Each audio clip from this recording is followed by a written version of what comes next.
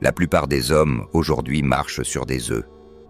On leur a dit que l'extrême gentillesse était la clé universelle, que l'approbation constante était la voie à suivre, et que le simple fait d'être bon suffisait pour être désiré.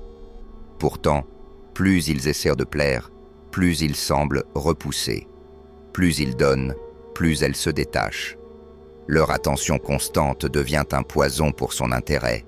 Cela semble fou, cela semble incorrect politiquement. Certains diraient même que cela semble dangereux.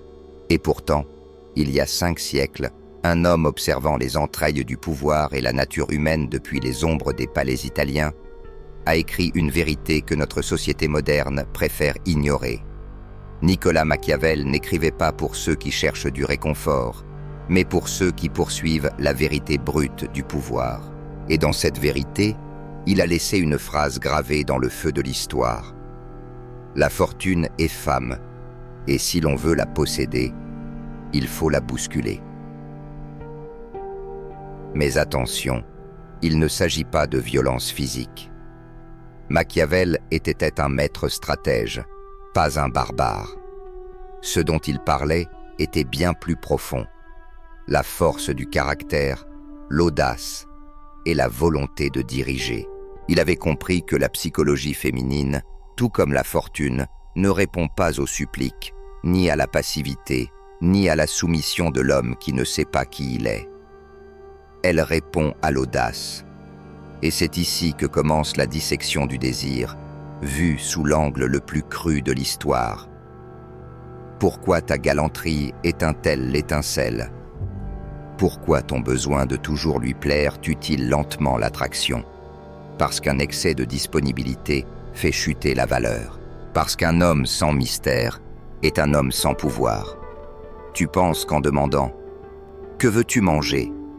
et en répondant « Ce que tu veux, mon amour, tu es attentionné. » Machiavel dirait que tu viens de céder le gouvernail. Si tu ne peux même pas choisir un plat, comment pourrait-elle te faire confiance pour la protéger des tempêtes de la vie?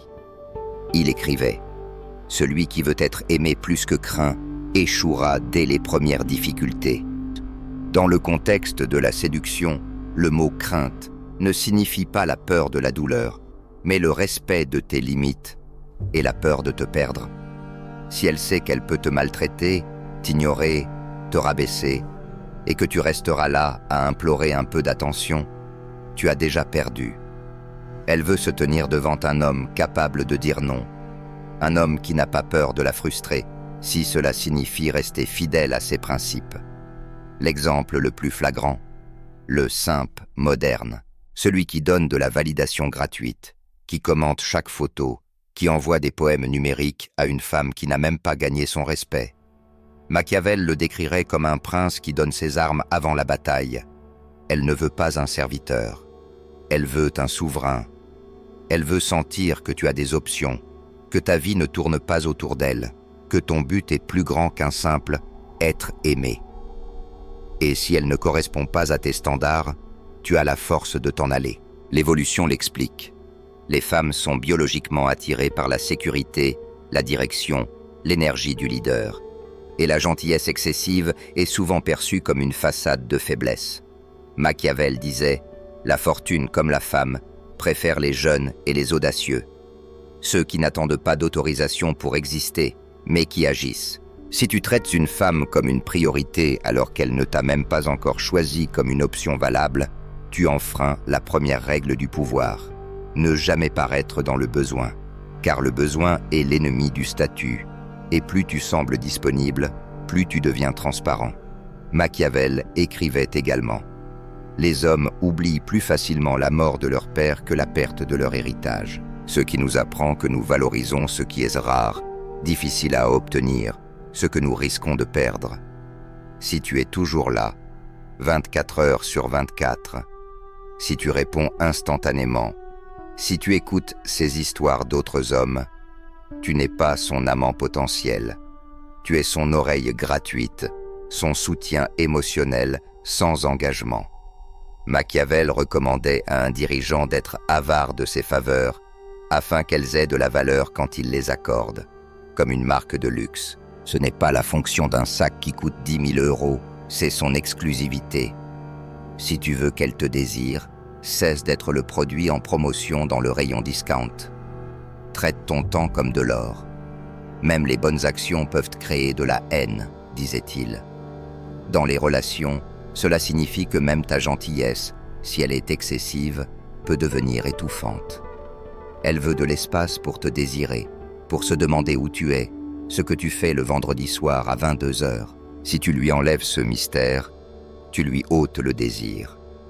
Et traiter une femme comme elle veut l'être, d'un point de vue instinctif, c'est la traiter comme quelqu'un qui doit mériter ton attention, pas la recevoir gratuitement. Quand elle dépasse une ligne, ne l'ignore pas, mets une limite. La tension alimente le désir. Un homme qui n'apporte jamais de tension est un homme ennuyeux.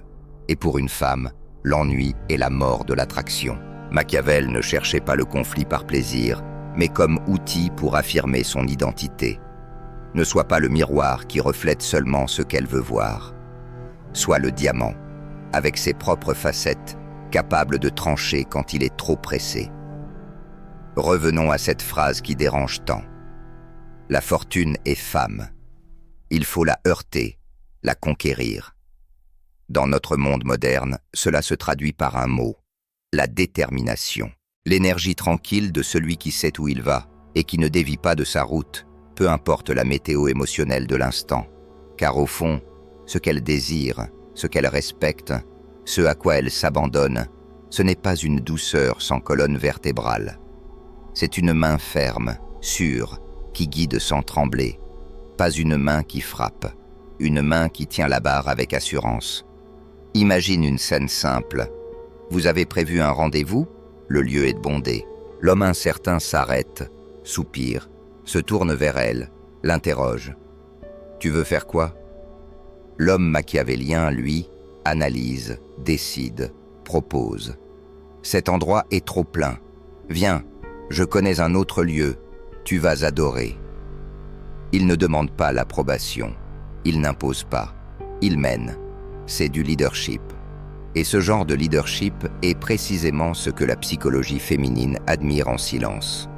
Pas celui qui parle fort, mais celui qui agit avec certitude. Et lorsqu'elle teste tes limites, elle ne veut pas forcément te provoquer. Elle veut sentir ton socle. Elle veut savoir si tu peux encaisser une tension sans te désintégrer, si tu peux rester centré. Tu crois qu'en étant toujours aimable, tu évites les conflits, mais en vérité, tu effaces ton identité. Machiavel écrivait « Il n'y a pas d'autre moyen d'éviter la flatterie que de faire comprendre qu'on ne craint pas la vérité. » Mais comment? Appliqué à elle, cela signifie « Ose la vérité ». Dis-lui lorsqu'une tenue ne lui va pas. Dis-lui lorsqu'un comportement est puéril. Non pas par cruauté, mais par intégrité. Ce que les autres n'osent pas dire, toi tu le dis. Tu ne crains pas la tension momentanée, car tu vis dans un système de valeurs solides. Et c'est justement cela qui crée le respect réel, pas celui qui est demandé. Le respect silencieux, celui qu'elle ressent même quand elle ne le dit pas, parce qu'elle sait que tu ne joues pas un rôle pour la séduire, que tu ne cherches pas à plaire à tout prix. Tu vis selon tes propres lois, et pour elle, cela devient irrésistible. Parce que ce type d'homme ne se vend pas, il se découvre. Il y a une ligne fine entre l'admiration et la pitié, et tu la franchis chaque fois que tu donnes 100% à une femme qui t'en donne 20. Tu penses que tu l'impressionnes. En réalité, tu banalises ton effort. Tu lui apprends que ton amour n'a pas de valeur. Elle ne veut pas tout recevoir gratuitement. Elle veut mériter. Elle veut investir. Car ce que nous investissons, nous refusons de le perdre. C'est une loi humaine. C'est aussi une loi de stratégie. Machiavel aurait dit « Fais d'elle une alliée de ta cause, que ce soit elle qui cuisine pour toi, qui traverse la ville pour venir te voir, qui ajuste son emploi du temps pour gagner un moment avec toi. Pas parce que tu es distant, mais parce que ton temps est précieux, parce que tu es occupé à construire ton empire et qu'elle veut en faire partie. Plus elle investira, plus elle te respectera. Et plus elle te respectera, plus elle voudra rester. Pas parce que tu l'as conquise, mais parce qu'elle s'est engagée. Et lorsque l'occasion se présente, Tu dois être prêt à alterner les masques. Machiavel disait qu'un grand prince doit savoir être à la fois lion et renard. Le lion pour effrayer les loups, le renard pour éviter les pièges. Être le lion, c'est incarner la présence, la force, la confiance. C'est être cet homme dont la posture parle avant même qu'il ouvre la bouche. Celui qui n'a pas besoin de se justifier, parce que son regard, sa voix, son silence suffisent à établir le cadre. C'est celui dont elle sait, instinctivement, qu'il pourrait la défendre s'il le fallait. Mais le lion seul est prévisible. Il rugit, il frappe, il s'emporte. Voilà pourquoi tu as aussi besoin du renard. Le renard observe, analyse, anticipe. Il sait reconnaître les pièges cachés derrière les sourires. Il sent quand elle teste ta réalité, et elle testera. Elle te lancera une pique, ignorera un message, fera un commentaire sarcastique. Le lion s'énerverait. Le renard sourit, répond par l'humour, et continue comme si rien ne s'était passé. Il ne cherche pas à prouver. Il ne tombe pas dans le jeu. Et ce faisant, il devient mystérieux. Il devient fascinant. Pourquoi cela fonctionne-t-il ? Parce que tu démontres que rien en elle ne peut déstabiliser ton monde intérieur.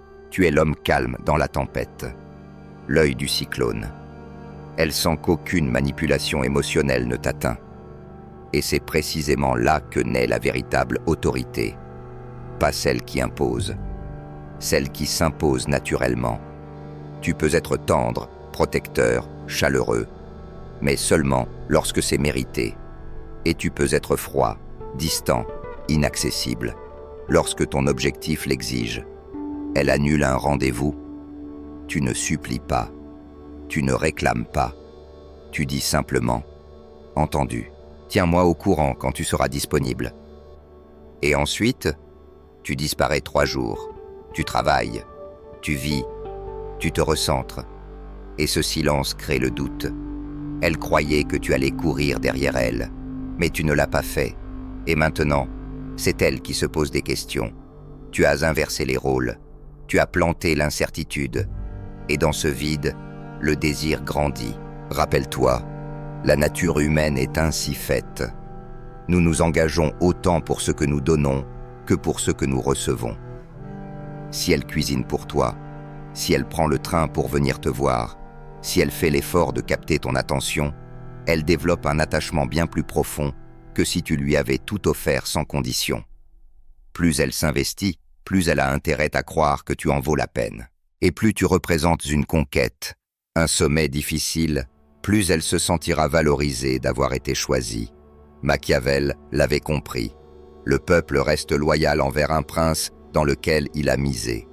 Car abandonner ce prince, ce serait avouer s'être trompé, et l'ego humain déteste admettre ses erreurs. C'est pour cela que tu dois parfois être le défi, celui qu'elle n'arrive pas à lire entièrement, celui qui ne s'ouvre pas en une seule conversation, celui qui vit selon son code et non selon ses caprices. Machiavel conseillait que le prince évite à tout prix le mépris. Le mépris naît de l'instabilité, de la mollesse, du manque de résolution. Un homme qui ne sait pas ce qu'il veut est méprisé, même s'il est gentil, même s'il est généreux, même s'il aime sincèrement. Ce n'est pas l'amour qui fait naître l'attraction, c'est la posture, l'intégrité, la capacité à dire non, même en tremblant, même en désirant, car au fond, elle ne veut pas être ton centre. Elle veut s'aligner avec un homme qui a déjà un centre, un homme qui suit une direction, qui n'a pas besoin d'elle pour exister. Et c'est précisément parce qu'il pourrait vivre sans elle qu'elle veut vivre avec lui. Paradoxe cruel? Non. Vérité biologique, vérité stratégique, vérité intemporelle. Et c'est pour cela que la phrase la plus célèbre attribuée à Machiavel prend tout son sens. La fin justifie les moyens. Dans ce contexte, la fin n'est pas de manipuler. Ce n'est pas d'utiliser. Ce n'est pas de dominer pour le plaisir. La fin est de bâtir une relation fondée sur le respect mutuel, l'admiration sincère et le désir réel. Pas un théâtre de faux semblants, pas une danse de dépendance. Et si pour atteindre cette fin, tu dois abandonner le rôle du gentil garçon qui dit oui à tout, qui répond toujours, qui sacrifie sa mission pour un texto, alors ce prix est faible comparé au résultat. Car le résultat, c'est une femme qui te regarde comme un roi, non comme un serviteur. Une femme qui veut ton monde, non parce que tu l'as supplié d'y entrer, mais parce que ce monde est fascinant, ordonné, ambitieux, magnétique. Et tu ne bâtis pas ce monde en demandant la permission. Tu ne bâtis pas ce monde en t'excusant d'être un homme. Tu le construis en décidant, en agissant, en disant oui quand tu le veux, et non quand il le faut. Elle ne veut pas que tu sois son tout, elle veut que tu sois toi. Indépendant, aligné, résolu. C'est cette force tranquille qui l'attire. C'est cette stabilité intérieure qui l'émeut. Et paradoxalement, c'est cette capacité à te retirer, à ne pas forcer, à ne pas courir, qui lui donne envie de te poursuivre. Non pas parce que tu joues un rôle, mais parce que tu incarnes une réalité. Tu es un homme rare. Tu es un homme avec des limites. Tu es un homme qui respecte son temps, son énergie, sa mission. Et c'est pour cela qu'elle te respecte. Tu penses que la traiter comme une reine fera de toi un roi. Erreur. Les rois ne naissent pas de la soumission. Ils naissent de la conquête. Pas la conquête des autres. La conquête de soi. Elle ne veut pas être ton objectif. Elle veut être ta compagne dans l'accomplissement de ton objectif. Et si elle ressent que tu places ton travail, ton honneur, ta vision, au-dessus de sa validation, alors elle s'y ralliera. Elle deviendra ta plus fidèle alliée, parce qu'elle saura que tu n'as pas besoin d'elle. Tu l'as choisie. Et ce choix, libre, conscient, solide, vaut 1000 fois plus que toutes les flatteries du monde. Il n'y a rien de plus risqué, disait Machiavel, que d'introduire de nouvelles lois. Aujourd'hui, tu viens d'en entendre. Des lois qui vont à l'encontre de tout ce qu'on t'a appris dans les comédies romantiques. Des lois qui choquent les esprits trop formatés par les slogans de développement personnel vides. Des lois qui semblent dures, mais qui ont traversé les siècles parce qu'elles s'ancrent dans ce que nous sommes vraiment, pas ce que nous prétendons être. Tu n'as pas à me croire sur parole. Teste, observe, mets en pratique, reprends le contrôle de ton temps, cesse de chercher à plaire à tout prix, cesse d'attendre qu'on te dise que tu as le droit. Traite-la avec la force de celui qui l'aime, mais qui n'en a pas besoin pour exister. Traite-la avec audace, avec structure, avec respect pour toi-même. Et tu verras, ce que tu pensais devoir supplier viendra à toi naturellement. Parce que la fortune favorise toujours ceux qui osent, ceux qui prennent, ceux qui incarnent. Et si tu te tiens debout, même seul au début, tu verras que le monde te regardera différemment. Non pas parce que tu as changé pour plaire, mais parce que tu as enfin compris comment te traiter toi-même, et donc comment la traiter elle. Non pas comme une reine qui te surplombe, non pas comme une idole intouchable, mais comme une femme, enfin prête à respecter un homme qui, pour une fois, sait respecter lui-même.